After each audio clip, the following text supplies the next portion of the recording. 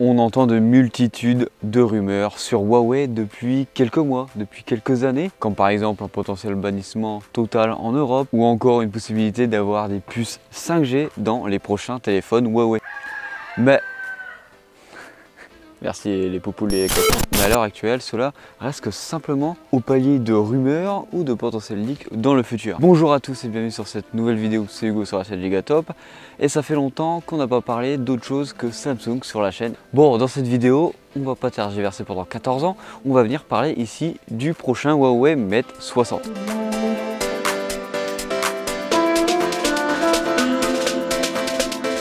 Bien sûr, avant d'aller plus loin, on n'hésite pas à s'abonner, à liker, ça s'affichera juste ici ou ce sera sur le bouton qu'on a juste ici normalement si on ne se trompe pas. Bon, concrètement, qu'est-ce qu'on a sur le Huawei Mate 60? On a beaucoup d'informations, de leaks et rumeurs qui viennent du réseau social Weibo. C'est le réseau social par excellence chinois. En gros, pour la faire court, c'est le Reddit chinois. Et sur cette plateforme, qu'est-ce qu'on peut retrouver? C'est beaucoup de personnes qui vont venir nous donner des informations sur le téléphone. On a quelques informations sur le design de ce téléphone. Il devrait rester presque identique à l'arrière, c'est-à-dire avec un cercle pour venir y loger toutes nos caméras. Mais si on en suit toutes les photos et les leaks des potentiels coques, on peut s'apercevoir que le design circulaire est un peu plus grand pour y venir y loger toutes les caméras de l'appareil. On y voit aussi qu'on a toujours le label X-Mesh qui indique le traitement de l'image en interne par Huawei. Normalement, ce téléphone devrait apporter un nouvel objectif périscope optimisé pour la prise de vue en basse luminosité. Et si on en croit les rumeurs actuelles, on aurait un nouveau capteur principal mais qui se baserait aussi sur un 50 mégapixels, donc pareil que sur le Mate 50. Et dans son ensemble, la configuration, on aura à peu près la même chose. Alors au niveau de son écran, on a quand même beaucoup d'informations là-dessus. Le téléphone devrait conserver une résolution de 1220p, mais il devrait évoluer vers un nouvel écran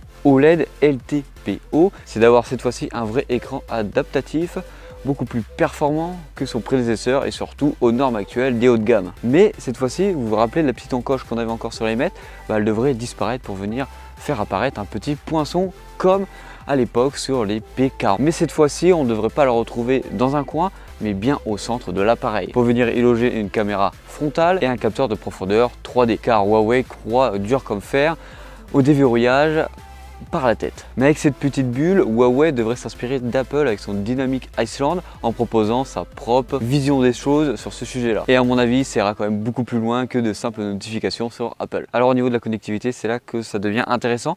La possibilité d'avoir enfin la 5G sur des téléphones Huawei depuis belle lurette. Et ça serait sans doute possible si Huawei collabore avec une entreprise du secteur qui se prénomme Semiconductor Manufacturing International Corporation. Donc si on suit cette tendance-là, à mon avis, il ne devrait pas avoir de puce Snapdragon dans les téléphones Huawei. Alors, qu'est-ce que tu en penses de ce téléphone avec les informations qu'on a à l'heure actuelle? Ce téléphone devrait être présenté début automne, donc dans quelques mois, quelques semaines. Donc on a déjà quand même beaucoup d'informations sur le sujet et il devrait sans doute en avoir plus dans les semaines à venir. Donc n'hésite pas à t'abonner pour les avoir. Et n'hésite surtout pas à me mettre en commentaire ton avis sur ce téléphone-là, si tu as toujours une attente de Huawei à l'international ou si tu as complètement lâché l'affaire. Bon allez, c'était Hugo sur la chaîne Gigatop, comme d'habitude.